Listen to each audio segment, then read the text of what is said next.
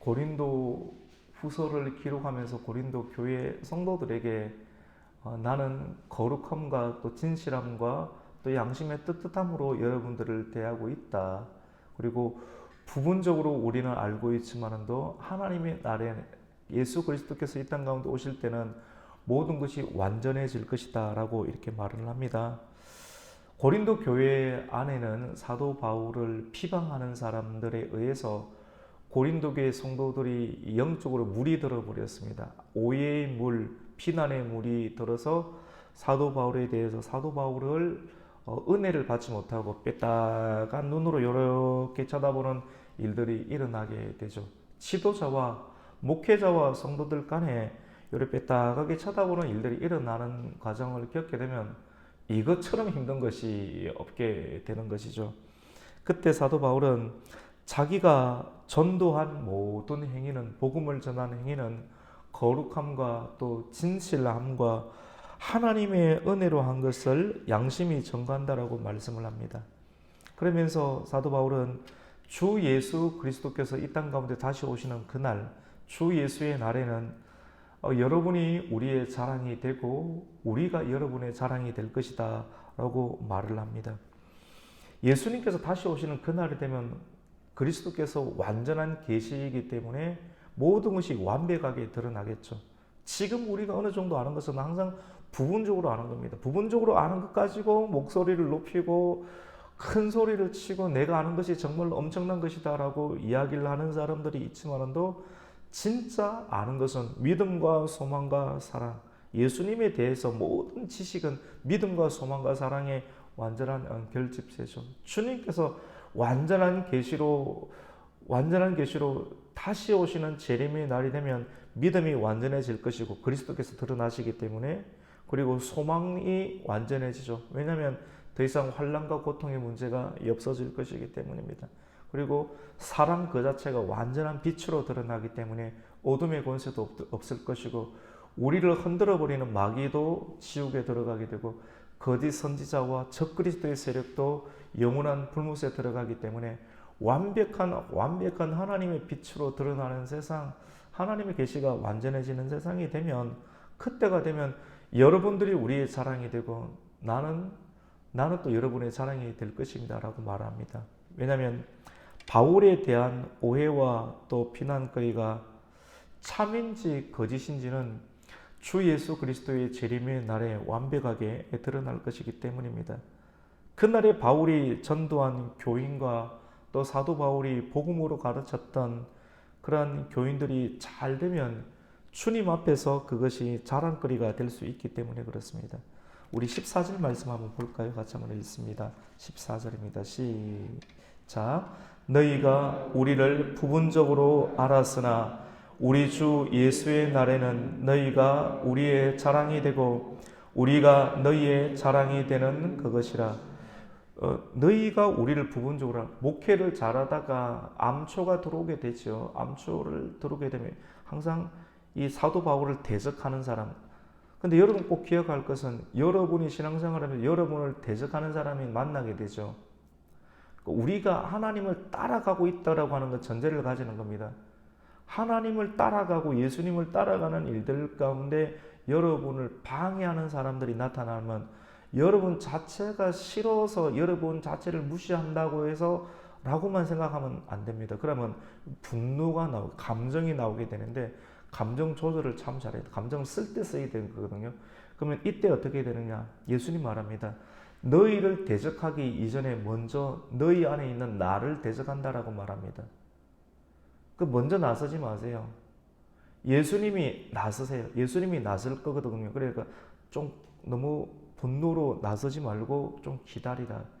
왜냐하면 이 문제는 너 자체 문제가 아니라 먼저 나를 대적한 문제이기 때문에 내가 이 문제를 해결할 것이다. 그래서 예수님은 여러 내용이 있겠지만 또 원수 갚는 것은 내가 전문니 너희는 갚지 마라.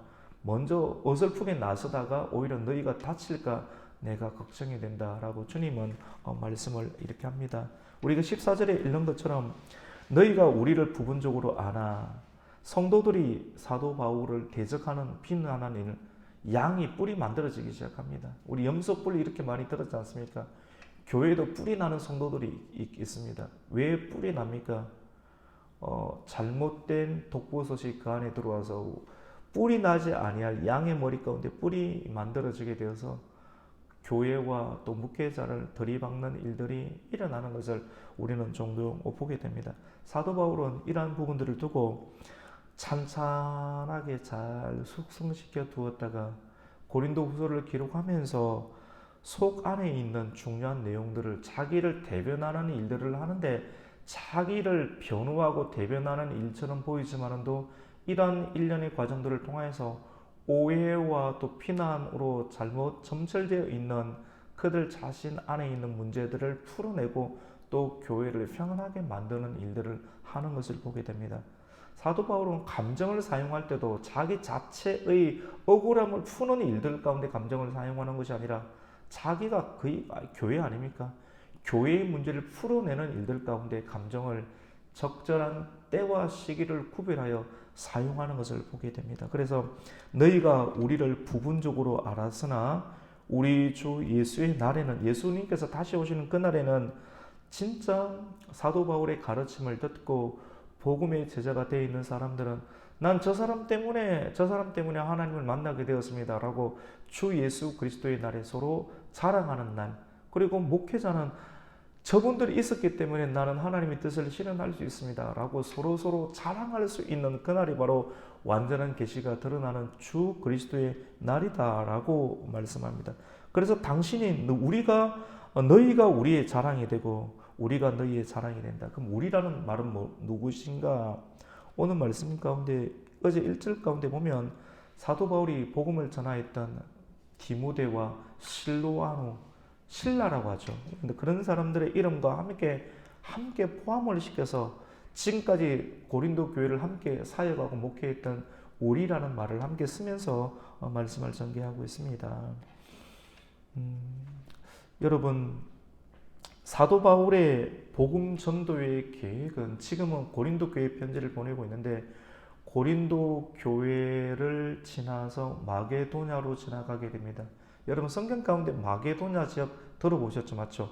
고린도를 지나서 마게도냐로 가게 되고 사도 바울의 계획은 고린도를 지나 마게도냐 그리고 다시 고린도를 다시 돌아오겠다라고 목회를 하면서 이야기를 했습니다. 목회자가 지금 이렇게 복음을 전하다가 앞으로 평양을 가고 또 그 평양 이후 가운데 시간이 좀 지나서 북한의 개마고원에도 우리가 이런 비전이 있습니다 라고 분명하게 이야기를 이렇게 합니다. 이런 내용처럼 본문으로 들어가 보면 지금 고린도에서 목회를 하다가 마게도냐로 갔다가 다시 고린도로 와서 하나님의 뜻을 준행할 것입니다 라고 하는 이야기를 사도 바울이 많이 했다라고 하는 겁니다. 근데 바울이 고린도로 다시 돌아오지 못했습니다. 말했던 기간 안에 이러한 문제를 두고 고린도 교회 안에 있는 성도들이 또 수군수군거리면서 사도 바울을 끌어내리는 일들을 하게 됩니다. 그런 것을 두고 오늘 본문의 말씀은 이야기를 하는데 그렇게 하지 못한 것, 약속을 지키지 못한 것, 이를 두고 바울을 비방하는 사람들이 바울은 약속을 지키지 않았다. 그리고 바울은 경솔하다. 육신의 편리대로 해나가는 진실하지 못하다. 목회자를 두고 여기 이 문제를 두고 진실의 문제까지 나타나다. 인격상의 문제가 있다. 이런 식으로 몇 단계를 거쳐서 그 사람을 이렇게 프레임을 씌워버리는 것이죠. 처음 와서 이 문제를 듣게 되면 저분은 좋은 사람이 아니구나. 단순히 한 사람에 관한 문제가 아니라 저 사람이 전하는 복음 전체가 진실하지 못하니까 복음도 문제가 있다라는 식으로 전체를 폄하시키는 일들이 일어나게 되었습니다.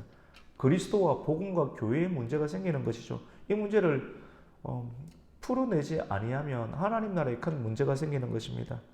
바울은 행선지는 바울이 계획을 했습니다. 사실은 바울이 계획을 했지만도 바울의 계획 속에서 분명하게 그때는 하나님의 뜻이 있었습니다.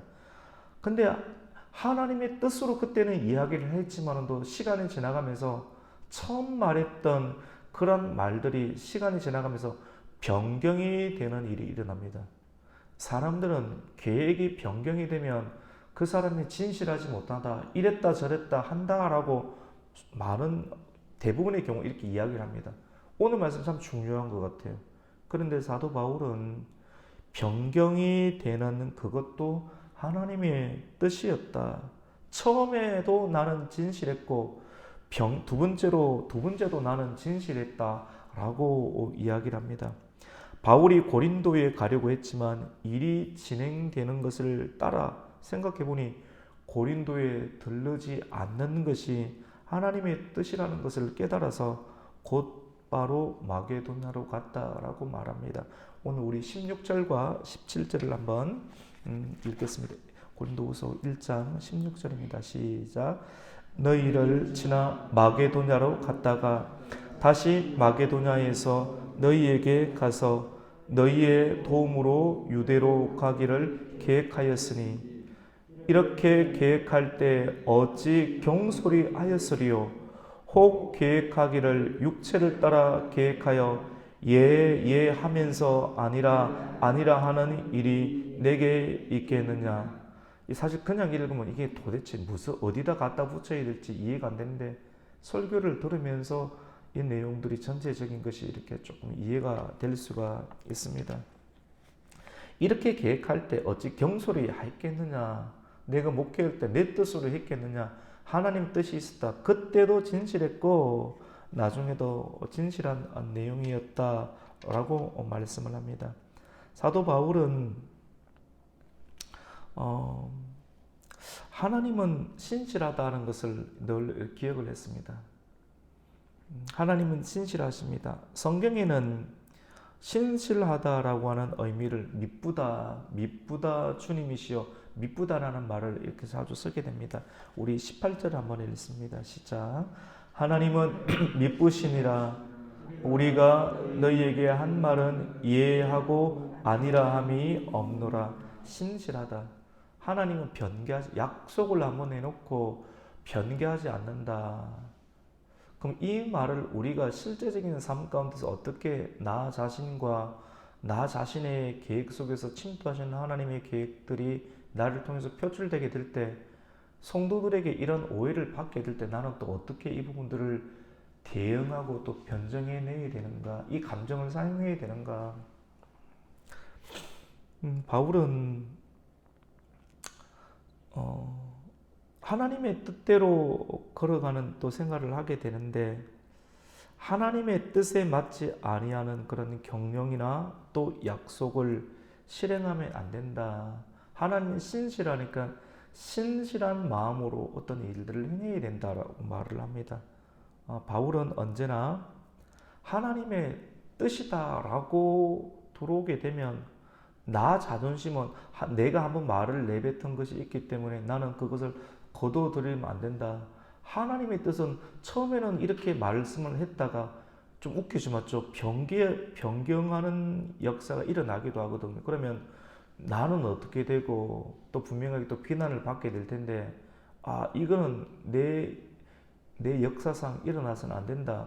끝까지 밀어붙이는 경우도 있는데, 여러분, 하나님의 뜻이 이렇게 변경이 될 때가 있거든요. 그때 하나님의 뜻이 임하면 자기 자존심이 허락하지 않을 수 있잖아요. 그때도 무조건 이해를 하라고 하는 겁니다. 오늘 말씀은 이 설교를 들어야지만 이해가 될 수 있는 부분. 이해하고 자기 자신이 다른 사람에게 또 비난을 받을 거리가 만들어지기도 하거든요. 그때도 이해하고 지나가고, 공격을 받고 비난을 받을 때 잘 숙성을 시켜놨다가 적절한 하나님의 때가 있을 때 또 그것을 풀어내라. 하나님 계속 다룹니다. 우리의 자존심도 다루고 나의 인생의 목적과 패턴도 다루시는 하나님의 역사가 있습니다. 그것을 두고 예하라라고 말합니다. 우리 17절 그 내용이 있죠.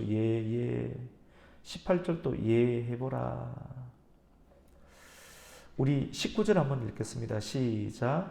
우리 곧 나와 실로아노와 디모데로 말미암아 너희 가운데 전파단 하나님의 아들 예수 그리스도는 예하고 아니라 함이 되지 아니하였으니 그에게는 예만 되었느니라.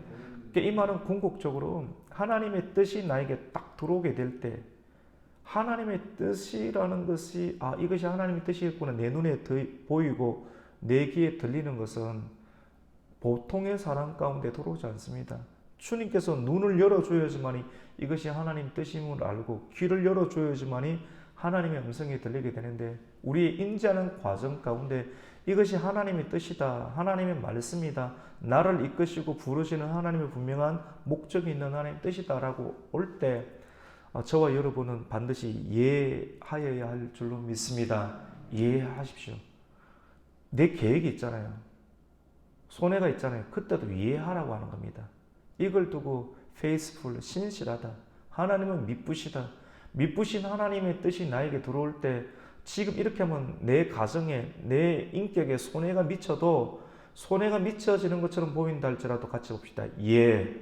이해하라니까. 내 눈에 보이는 대로 해가지 말고 하나님의 뜻이 분명히 왔다, 조정하시는 뜻이 있다, 같이 봅시다. 오늘 굉장히 중요한 말씀이죠. 이것이 자기 부인의 가정이기도 하고 하나님의 뜻을 실현하는 하나님의 과정이기도 합니다. 하나님께서 여러분 인도하는 방법은 항상 직진처럼 보이는데 일직선만은 아닙니다. 오늘 우리는 평상시에 듣지 못하였던 고린도 후서만 안에 깊이 감추어진 하나님의 신비한 계획들을 우리는 볼 수 있게 됩니다. 하나님의 계획이 신실하다는 뜻이 무조건 직진이다, 막 일직선이다라고 우리는 착각하고 있어요. 이게 완전 덮어놓고 교리인 거예요. 그렇지 않습니다. 성경을 진짜로 보고 사도 바울 고린도 후서 정도까지 읽을 수 있는 성경 전체를 이해를 해야 되고 그 안에 있는 하나님의 뜻에 자기 자신을 계속 조정하였고 거기서 일어나는 감정들을 바로 표출하지 않고 충분히 숙성시키고 다른 곳에서 사역하다가 다시 말씀을 전하는 고린도 후서의 내용 속에 포함되어 있는 깊은 진리, 하나님의 뜻은 항상 일직선이 아니다라고 하는 겁니다. 하나님께서 인도하시는 방법은 언제나 일직선으로 하는 것만은 아닙니다. 예를 들어서 애굽에서 이스라엘 백성들이 출애굽을 하게 되고 광야로 나아가는 과정 가운데 가나안으로 인도할 때 구름 기둥이 인도했죠, 맞죠? 구름 기둥과 불 기둥이 인도했는데 그 불 기둥이 하나님의 뜻이지 않습니까? 나는 여기가 좋은데 좀 더 있고 싶은데 구름 기둥이 가면 무조건 가야 돼요. 이해가 되시죠? 근데 구름 기둥이 가는 쪽이 에돔 땅으로 향했습니다. 에돔 땅으로 하나님께서 그렇게 인도하셔서 쭉 구름 기둥 따라서 이스라엘 백성들 텐트를 꽂고 지나가다가 방향이 좀 불안해요. 또 싸워야 될 것 같은 상황이 있거든요. 근데 그렇게 인도를 합니다. 에돔 땅으로 가다가 에돔 족속들이 일어나서 대적을 하게 되니까 구름 기둥이 이제는 다른 곳으로 돌아가게 됩니다. 뭐 싸울 준비도 마음 준비는 다 했겠죠. 구름 기둥이 돌면 돌고 또 돌아가는 것이 하나님의 뜻입니다. 성도들은, 교회는 하나님의 구름 기둥, 이 시대의 구름 기둥을 보아야 하고 이 시대의 그리고 불 기둥을 보아야 합니다. 낮이나 밤이나 신실하게 이끄시는 하나님의 뜻이 여러분의 가정과 여러분의 자녀, 우리의 모든 길들을 낮이나 밤이나 신실하게 이루는 줄 믿으시기를 축복합니다. 그 구름 기둥을 보세요. 그 구름 기둥과 불 기둥을 봐야 돼요. 하나님 우회하실 때도 있습니다. 그것이 하나님의 뜻입니다. 돌아가는 것도 하나님의 뜻대로 하는 것입니다. 이 하나님의 뜻은 오늘 사도 바울은 1장을 정리하면서 모든 것이 예수 그리스도 안에서 성취된다라고 말을 합니다.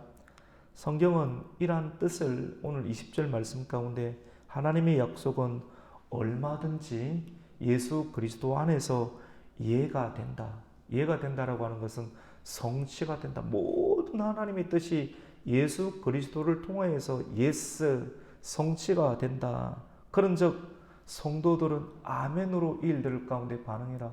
구름 기둥이 지나갈 때 텐트를 사고 다시 짐을 사고 마음을 조정해서 아멘 하여서 이끔을 받고 따라가는 자만이 결국 가나안 땅에 들어가듯이 오늘날 교회의 성도들아, 하나님의 영적인 구름 기둥과 불 기둥이 예수 그리스도 안에서 성취가 될 때 성도들은 그냥 나는 바쁜데요, 난 이것 해야 된다 하지 말고 짐 싸고 따라오라고 하는 겁니다.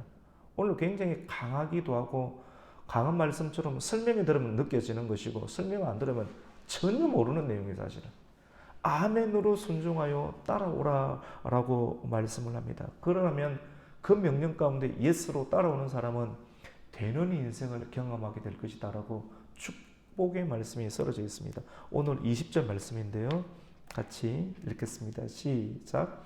하나님의 약속은 얼마든지 그리스도 안에서 이해가 되니 그런즉 그로 말미암아 우리가 아멘하여 하나님께 영광을 돌리게 되느니라.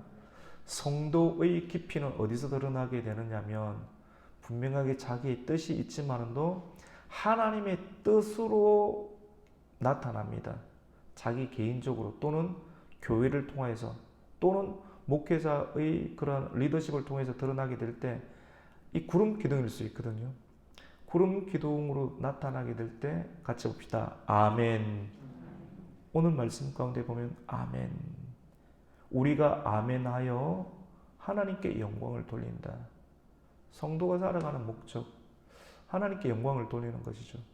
내가 행하는 것은 하나밖에 하지 못하는데 조정하여 아멘으로 참여하게 되면 이것이 이제 그리스도 안에서 이루어지는 일이거든요. 아멘하면 내가 행하지 못하는 100개의 일들도 참여하는 일들을 통해서 나머지 일들이 되어버리는 겁니다. 내가 하는 인생을 할 것인가, 되는 인생을 살 것인가. 내 자아가 꺾이는 과정이거든요. 자아가 꺾이고 아멘, 내 눈에는 아닌데 이러면 실패인데 아멘으로 들어가게 되면, 아멘으로 순종하면 하나님께 영광을 돌리게 되면 내가 앞으로 평생을 살아도 하지 못하였던 엄청난 양의 300톤의 금달란트를 하나님께서 허락하실 수 있는 것이죠.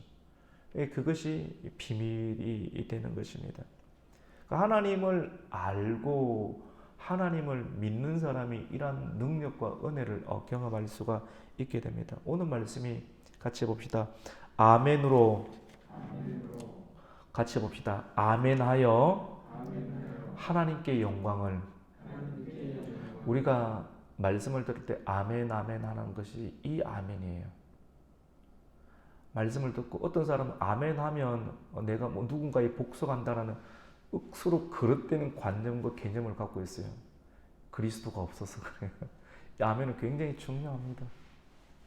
그 일들 가운데 내가 이미 참 아멘으로 동참하고 있는 거예요. 아멘, 아멘. 사람들은 아멘 하지 마. 아멘 하면 나중에 목사님 시킨 대로 다 해야 돼. 다 그 수준이에요.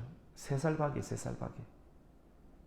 아멘 할 때 하나님 말씀이 와버려요. 내 말씀으로 받게 되고 그 가정 가운데 10년 가운데 하나님 나라 이루어져요. 하나님 나라 밖에 있는 사람들이 그런 이야기를 하게 되는 거예요. 아멘하여 하나님께 영광을 돌리게 되느니라. 오늘 우리가 22절까지 말씀을 읽었는데 너무 귀한 말씀이 많습니다. 하나님의 신실함으로 그리스도인이 되면 우리는 어떤 환경에서도 하나님께 아멘으로 또 응답하여 살아야 합니다. 이것이 성도의 본분입니다.